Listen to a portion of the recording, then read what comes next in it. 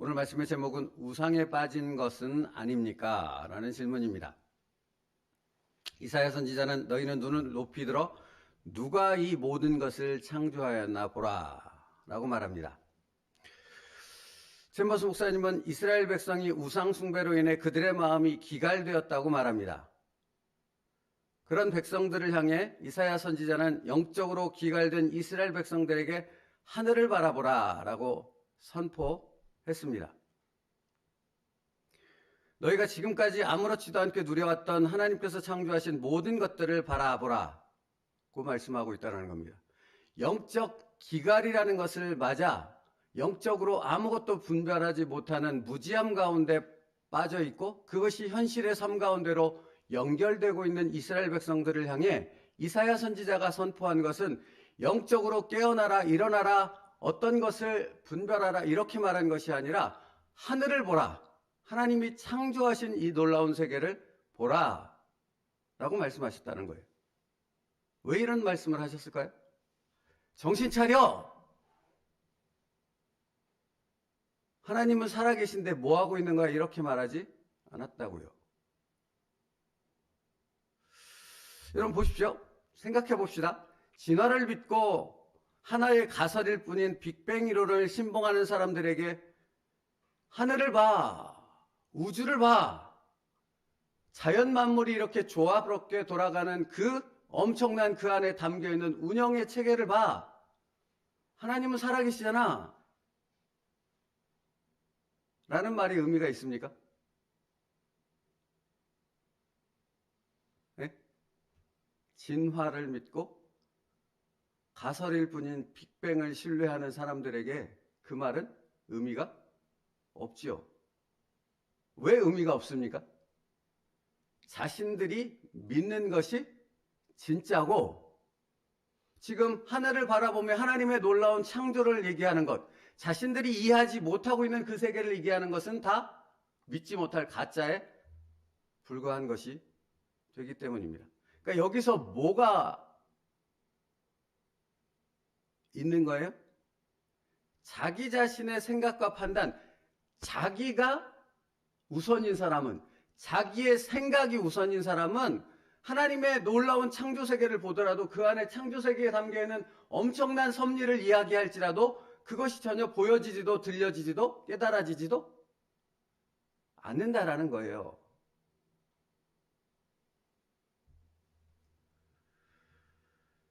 여러분, 그러니까 세상 풍조에 휩쓸려서 세상 가운데 있으면 아무리 그리스도인이라고 말하지만 교회에 다니고 예배를 드리고 구원받았다고 말하지만 그들이 하나님을 믿지 않는 삶을 살 수밖에 없는 이유가 바로 여기에 있다는 거예요.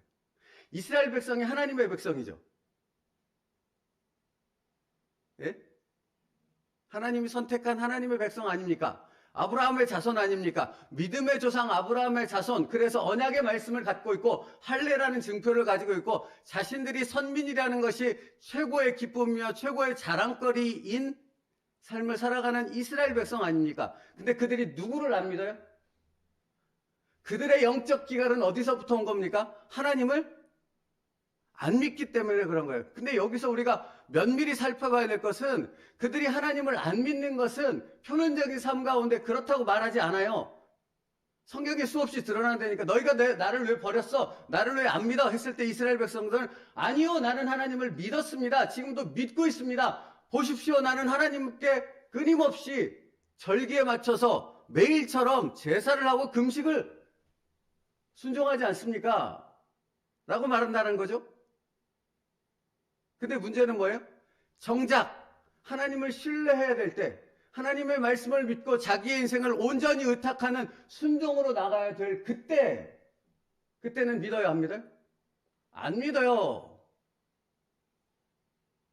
진화와 빅뱅을 믿는, 그래서 세상의 풍조에 물려 자연 섭리를 말해도 전혀 하나님을 느끼지 못하는 믿지 않는 사람들과 똑같은 삶을 살아갑니다. 똑같은 삶의 목적과 똑같은 삶의 방식을 살아갑니다. 하나님의 말씀은 전혀 들리지 않아요. 중요치 않아요. 사람의 말, 자기 생각, 자기가 직면하고 있는 현실적 상황 가운데 자기가 드는 그 판단이 가장 중요할 뿐 하나님이 뭐라고 하시고 이 상황을 허락하신 하나님의 뜻은 전혀 궁금하지 않아요. 중요치 않아요. 근데 그게 뭐예요? 그게 우상숭배예요. 뭐 여기 이렇게 바알이라든가 아세라 단지 딱 세워놓고 그걸 믿는다, 그거에 절한다, 그것도 우상숭배지만 사실은 그거보다도 더 심각한 우상숭배는 뭡니까? 눈에 보이지 않는, 사실은 자기 자신을 신뢰하고 자기 자신의 생각을 더 믿고 그 자기 자신의 생각과 판단을 따르기 위해서 하나님의 말씀은 전혀 듣고자 하는, 귀를 막아버리는, 여기 예배당에서는 아멘이라고 말하지만 나가는 순간 그 아멘이라고 화답했던 그 말씀이 전혀 무관한 삶을 살아가는 것, 그게 바로 우상숭배라고 말하고 있다고요. 그러니까 여러분, 지금 말하는 것은 이사야 선지자가 지금 말하고 있는 그 청중의 대상은 누구입니까? 이방 사람들입니까? 바알과 아세라 섬기고 있는 블레셋이라든가 그런 사람들이에요? 아니잖아요. 하나님께 날마다 제사하고 말씀을 갖고 있다고 말하고 말씀을 암송하고 있다고 하는 이스라엘 백성들 아닙니까? 근데 그들이 뭐에 빠졌다고요? 우상숭배에 빠졌다고요. 그래서 뭐에 이르게 되었다고요? 영적 기갈의 상태에 이르게 되어졌다고요. 그래서 그 삶이 세상에 하나님을 믿지 않고 살아가는, 그래서 허무함과 절망과 깊은 좌절 가운데 영원한 죽음 가운데로 살아가는 그들의 인생과 똑같은 인생을 살아가는 자들이 되어졌다라고 말하고 있는 거라고요. 근데 그들을 향해 이사야 선지자가 뭐라고 말했다고요? 하늘을 봐. 이 자연 모든 만물을 봐. 너희는 보이지 않냐? 뭐가? 살아계신 하나님이 이 모든 것을 창조하시고 이 모든 것을 운행하시는 하나님의 이 놀라운 섭리가 보이지 않아? 사람이 아무것도 관여하지 않아도 이 모든 자연 만물은 사람에게 모든 것을 공급하고도 남을 만큼 엄청난 일들을 지금도 행하고 있지 않아? 그게 그냥 저절로 돼? 수만 년이 흐르면 저절로 돼? 하나님이 아니시면 그렇게 할 수 없어. 근데 여러분, 자기의 생각에 갇혀 있으면 아무것도 보이지 않고 들리지 않는다고요. 이게 이상하게 들리십니까? 이게 이해가 안 되십니까? 여러분의 삶을 보라고요. 하나님께서 여러분의 삶을 붙잡고 계십니까?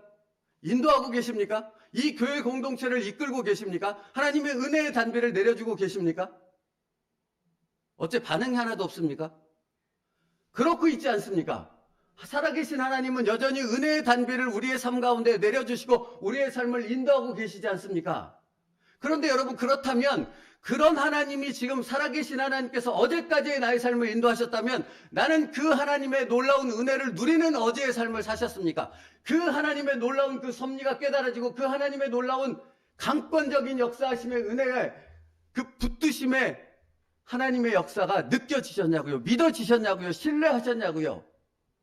아니면 여전히 내 생각만, 내 주장만, 내 고집스러움만을 붙잡고 사셨습니까? 많은 교회 다니는 교인들이 그런 삶을 살면서 마치 그것이 신앙생활의 전부인 양 착각하고 있다라는 겁니다. 근데 오늘 챔버스 목사님이 뭐라고 말해요? 아니야, 그게 우상숭배야.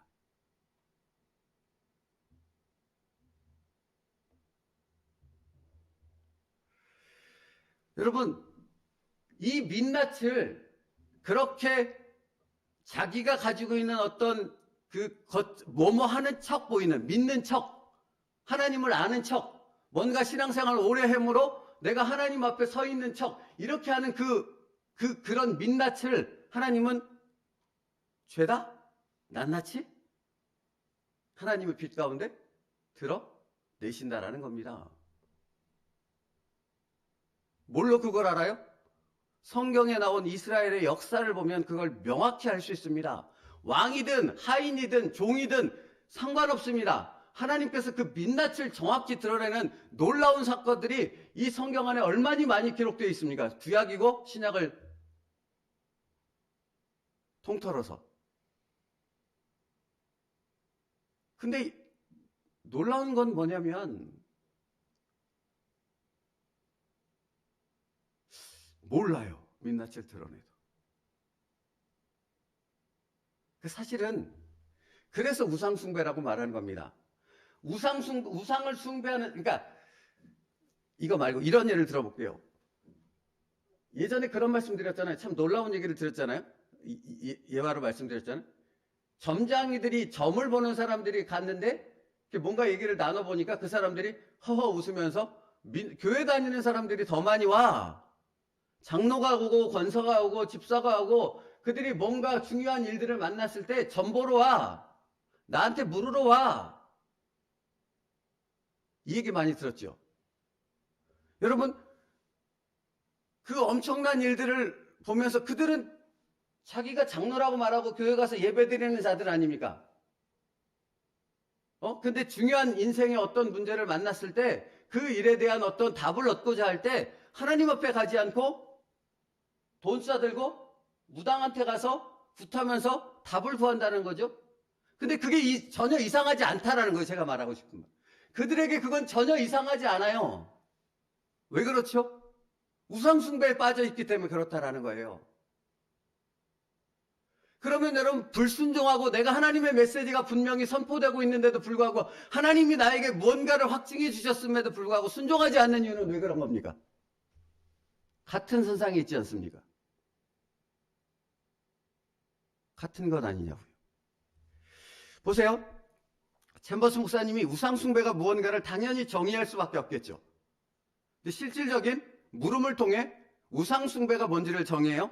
당신의 마음이 우상을 바라보는 것이 아닙니까? 라고 시작해요. 그 다음에 챔버스 목사님 말하는 우상의 첫 번째는 뭐라고 되어 있는지 아세요? 당신 자신이 우상은 아닙니까? 입니다. 여러분, 이게 얼마나 큰 의미를 갖고 있는지 보셔야 돼요. 외형적으로 보이는 어떤 우상숭배들 있죠. 아까 말했던 바알이나 아세라. 이 우상숭배, 이런 것들을 우상으로 섬기게 되어지는 가장 근본적인 출발점은 어디 있습니까? 자기 자신이 우상이 되면 그 우상으로 이어지는 거예요. 이스라엘 백성들이 우상을 섬기고 다른 나라의 우상을 받아들이고 그것을 섬기는, 그것에게 절하고 그것 앞에서 춤추고 이런 행동들을 하는 것은 자기의 선택과 판단이 하나님보다 우위에 있기 때문에 그런 선택으로 이어진 것이라고요. 불순종은 어디서 나옵니까? 하나님이 우선이면 불순종이 나올 수 있습니까? 하나님의 말씀이 최고이면 불순종이 나올 수 있냐고요? 아니죠. 누가 우선이 되면 하나님보다 높으면 불순종이 나옵니까? 나입니다.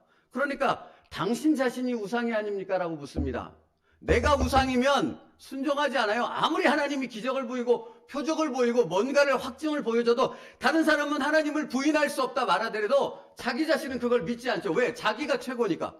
자기가 가장 우위에 있으니까 자기의 생각이, 자기의 고집이. 그러니 깨트리지 않는 거예요. 솔로몬을 보시라고요.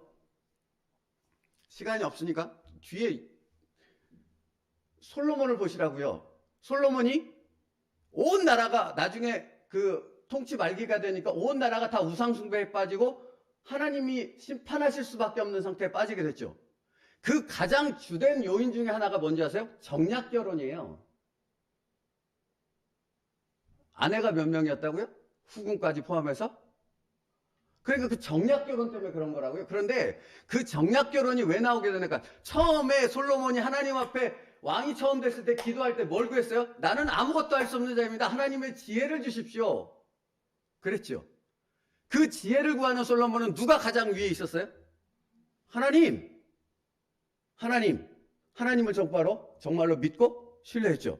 그렇다면 후반기로 갈수록 정략결혼이라는 것을 의지하게 된 데는 어떤 것이 하나님보다 위로 올라갔어요? 자기 생각.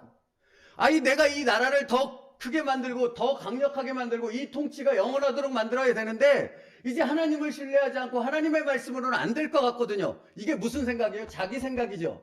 자기 판단이죠. 그것이 우선이 되면 그 다음에 그것을 실행에 옮길 그러니까 실제적으로 나타나는 어떤 결과적인 선택들을 하게 되어진다는 거예요. 그게 정략결혼이라는 선택이에요.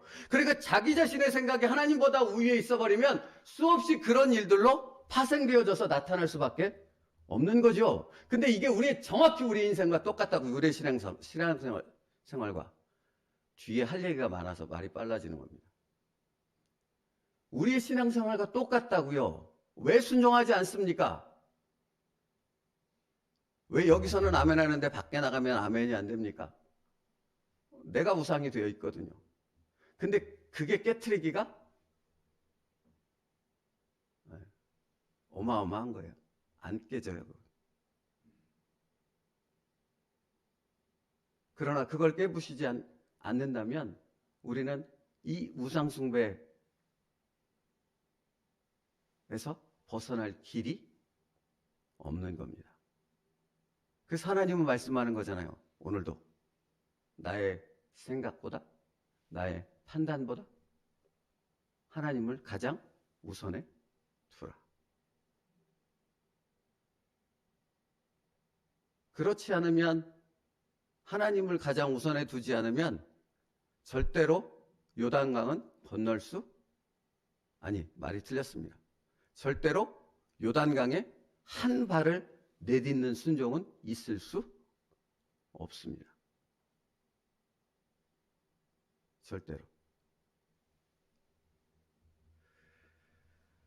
그러니까 여러분, 우상숭배라는 어떤 행위라든가 이런 것들은 표면적으로 나타난 결과물일 뿐이지 가장 근본적인 것은 자기 자신이 하나님보다 위에 있기 때문에 나타난 그 결과물이 되어질 뿐이라는 말이에요. 자기 자신을 우상으로 섬기고 사는 지금의 교인들이 얼마나 많은지 모릅니다. 무엇으로 그걸 알 수 있어요? 그들의 삶을 보고 말을 들어보면 알 수 있습니다. 그래서 세 번째 말하고 두 번째가 있고 세 번째가 있는데, 세 번째에 당신의 구원과 거룩의 경험이 우상이 아닙니까? 라고 물어요. 여러분, 이 말이 참 이상하지 않습니까? 구원이 어떻게 우상이 될 수 있어요? 거룩이 어떻게 우상이 될 수 있냐고요. 이 말이 참 난감하지 않습니까? 근데 구원이 우상이 되고 거룩이 우상이 될 수 있어요. 왜 그런 것입니까? 구원이라는 그 자체, 구원이라는 부분 속에서 뭘 빼면 우상이 돼요? 예수님을 빼면 우상이 돼요. 거룩이라는 자체 속에서 하나님은 빠져버리고 거룩한 행위와 거룩한 모습, 거룩한 척하는 삶을 살아가 이렇게 빠져버리면 그게 우상이 되는 거예요. 그런데 그런 모습이 우리의 실제 삶 가운데 얼마나 많이 나타나는지 모르죠. 대표적인 예가 이렇다고요. 오래된 교회의 성도들을 보라고요. 뭐 100년, 200년 된 교회들의 그 성도들의 이야기를 들어보라고요. 그들이 자랑하는 건 뭡니까? 하나님이 아니에요. 과거에 처음에 이 교회를 개척했던 목사님이 어떻게 엄청난 역사를 했더라. 그래서 내가 그 은혜 가운데, 그 능력 가운데 내가 어떻게 하나님 앞에 봉사하고 열심을 냈고 어떤 역사를 이루었더라. 이렇게 말해요. 그럼 여기에 하나님은 계세요? 안 계세요? 중심은 하나님이 아니에요. 어떤 처음에 그 목사님을 따라 그 열심을 냈던 자기, 그리고 그 결과물이 거기에 중심이지, 그 모든 일을 역사하시는 하나님은 거기에서 빠져 있다라는 거죠. 구원의 감격은 있어요. 기쁨이 있다고 말해요. 그런데 사실 여러분, 구원이라는 것은 처음부터 끝까지 그 모든 것을 계획하시고 이루신 분이 누구예요? 삼위 하나님이에요. 근데 그 하나님이 빠져버리면 그 구원은 아무것도 아닌 것이 되는데, 하나님이 빠진 구원의 감격을 이야기한다라는 거예요. 하나님이 빠진 거룩을 얘기한다라는 거예요. 그게 바로 거룩한 척한다는 말의 의미라고요. 그러니까 여러분, 봉사와 예배생활, 직분, 어떤 것을 가지고 뭘 하는 것들을 보면 거기에 하나님은 없어요. 자기의 열심만 있어요. 그리고 자기의 영광만 있어요. 그래서 사람의 칭찬과 사람의 어떤 것들, 눈에 보이는 어떤 것들을 바라봅니다. 그러니까 여러분, 30년 주일학교 부장 생활을 했어요. 그게 생명처럼 하고 살았어요. 그런데 그 부장 생활을 하다가 하나님께서 그 자리를 이제 다른 사람에게 내줘, 너는 다른 일을 해야 돼 라고 말했을 때 그것이 순종하기가 쉽습니까? 어렵습니까? 쉽지 않겠죠. 그러나 순종할 수 있는 것은 누가 우선에 있을 때? 하나님이 자기 마음 가운데 자기의 주인이요, 모든 주도권이 하나님께 있습니다 라고 했을 때 되는 거예요. 그죠? 여러분,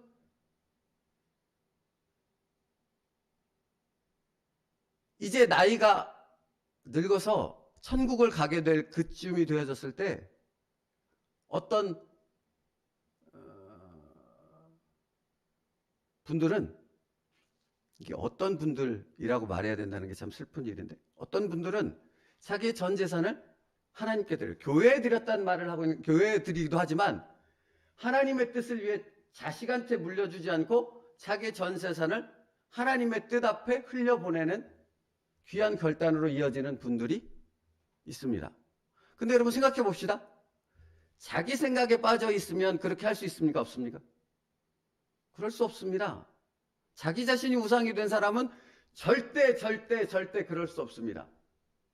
다 포기해도 이 돈만은 포기할 수 없거든요. 그런데 하나님이 정말로 주인인 사람은, 하나님이 생명인 사람이고 하나님이 전부인 사람은 어떻습니까? 이 재산쯤이야. 그 제가 사실은 말씀드리고 싶은 게 두 번째 부분이, 두 번째가 아니라 마지막 부분에 당신 섬기고 믿는 분은 하나님입니까? 아니면 하나님처럼 포장되어진 우상입니까? 라는 질문을 하는데, 여러분 이런 간증을 제가 들은 적이 있어요. 어떤 부모가 60년대 70년대 얘기인데, 유명한 그 권사님인가 하는 분인데, 그분이 미국으로 유학을 떠나는데 돈이 없어요. 부모에게 돈이 없어요. 그래서 그 자식한테 비행기 티켓을 끊어줬는데 편도 티켓만 줬어요. 뭐 거기서 살 수 있는 돈도 없어요. 그냥 편도 티켓이 전부 다예요. 아들아, 잘 갔다 와. 우리가 기도할게. 이게 전부예요. 그리고 그 아들은 그걸 갖고 갔어요. 여러분, 그러면 생각해 봅시다. 그 부모는 그 아들을 보내고 난 후에 어떤 일을 할까요? 그거밖에는 없지 않습니까? 없는 돈을 여기서 막 긁어먹고 빚내가지고 싸질머지고 미국 가서 그 아들한테 주고 오겠습니까? 그렇지 않지 않습니까? 편도 티켓으로 아들을 보낼 정도의 믿음이라면 그분들이 하는 건 그 아들을 위해 여기서 이 자리에서 하나님께 온전히 신뢰하며 기도만 하는 것. 그것밖에는 없는 거죠. 그게 뭡니까? 그게 믿음이에요. 그러니까 그런 사람들은 죽을 때 자기 재산이 자기 것이 아니죠. 하나님께 흘려보낼 수 있는 것을 찾는 거죠. 여러분, 그러니까 신앙은 현실이라니까요. 신앙은 오늘이라는 것이 제일 중요하다니까요. 그렇지 않다면 다 가짜인 거죠. 오늘 내가 그 하나님을 신뢰하며 그 하나님 앞에 내 인생의 모든 것들, 그 선택을, 내 생각보다 하나님을 우선을 두는 그 믿음의 선택을 하지 않는다면 그것은 다 우상숭배, 자기를 숭배하고 있는 자의 모습일 뿐이라는 것이죠. 그러니까 여러분, 하나님은 우리의 오늘이라는 삶 속에서 우리에게 그것을 묻는다고요. 너는 나를 정말로 신뢰하느냐? 내가 그 모든 것 위에 내 자리가 거기 있느냐? 아니면 네가 있느냐? 라고요. 말씀 마치기로 시간이 다 가서, 자, 챔버스 목사님이 우상숭배에 빠져 있어 마음이 기갈이 된 상태의 성도들을 향해 이렇게 말합니다. 우상에 빠져 있다면 하나님을 향한 마음이 기갈된 것입니다. 그렇죠? 기갈은 거기서부터 온다고요. 이러한 경우 어려움이 오면 이길 힘이 없기 때문에 어둠 가운데 머물게 됩니다. 그래서 그 다음에 그것에 대한 해결책을 말씀하세요. 뭐라고 말씀하는가 들어보세요. 지금 당신에게 필요한 것은 하나님입니다. 다른 것은 아무것도 필요 없다고. 여러분, 어려움이 왔어요. 문제가 왔어요. 그것을 허락하신 분이 하나님이시라니까요. 거기서 뭘 찾으라고 제가 말씀드렸습니까? 하나님의 뜻을 찾는 것이 진정 믿음의 사람이라고 말씀드렸잖아요. 그런데 하나님의 뜻을 찾고 인간적인 수단을 찾아요. 이걸 어떻게 해결할까? 이걸 어떻게 빨리 벗어날까? 이것에서부터 어떻게 빨리 자유롭게 될까? 이 생각에 빠져 있다면 당신은 하나님을 믿는 것이 아니라 자기 자신을 믿는 거라고요. 하나님을 믿는 사람은 여기에 있는 하나님의 뜻을 찾고 하나님께 나아간다는 겁니다. 이것을 허락하신 하나님의 뜻이 무엇인가를 찾는다고요. 지금 당신에게 필요한 것은 하나님입니다. 영적 기갈 가운데 있습니까? 영적 무지함 가운데 있습니까? 내가 영적으로 아무것도 알지 못하는데 신앙생활만 수십 년 했습니까? 당신에게 필요한 것은 오직 하나님뿐입니다. 그 다음에 하는 말이 뭔지 아세요? 자신에게 얽매이지 말고 자유하십시오. 자신에게 매여 있는 한, 자기의 생각에 매여 있는 한 하나님의 말씀 들어오지 않습니다. 하나님의 뜻, 하나님의 엄청난 은혜, 이 자연 모든 만물이 지금도 우리에게 모든 것을 공급하고 있지 않습니까? 그 살아계신 하나님이 보여지지 않는다고요. 그 다음에 뭐라고 말합니까? 우상으로부터 멀어지십시오. 당신의 마음을 갉아먹는 어떤 것도 허락하지 마십시오. 스스로 일으켜 세우고 이사야가 백성들에게 주었던 말씀을 붙드십시오. 마음을 다해 당신의 마음을 주께로 향하십시오. 그거밖에 없다고요. 다른 길이 없다고요. 여러분이 자기 자신을 우상으로 삼아 자기 자신의 생각 가운데 아무것도 할 수 없는 유한한 존재임에도 불구하고 당신의 인생과 당신의 가정과 당신의 모든 것을 거기에 의탁하는 어리석은 인생에서 벗어날 수 있는 유일한 방법은 하나님뿐입니다. 하나님을 향하여 당신의 모든 것을 의지하는 것뿐입니다. 그 결단이 없이는 영적 기갈에서 벗어날 수 없습니다. 진짜로 하나님을 믿으십시오. 기도하겠습니다. 살아계신 하나님, 오늘도 하나님의 말씀을 듣습니다. 나에게 하시는 말씀입니다. 그러므로 아버지 하나님, 내 생각과 내 고집스러움과 내 주장을 내려놓고 오직 하나님의 말씀을 붙잡고 내 삶 가운데 가장 높은 곳에 살아계신 하나님을 두게 하여 주시옵소서. 오직 그 하나님만을 바라보며 그분의 말씀 앞에 내 인생을 온전히 의탁하는 결단으로 나아가게 하여 주시옵소서. 그리함으로 우리의 인생을 책임지시는 그 놀라우신 하나님의 은혜를 누리는 자가 되게 하여 주시옵소서. 예수님의 이름으로 기도 올리옵나이다. 아멘.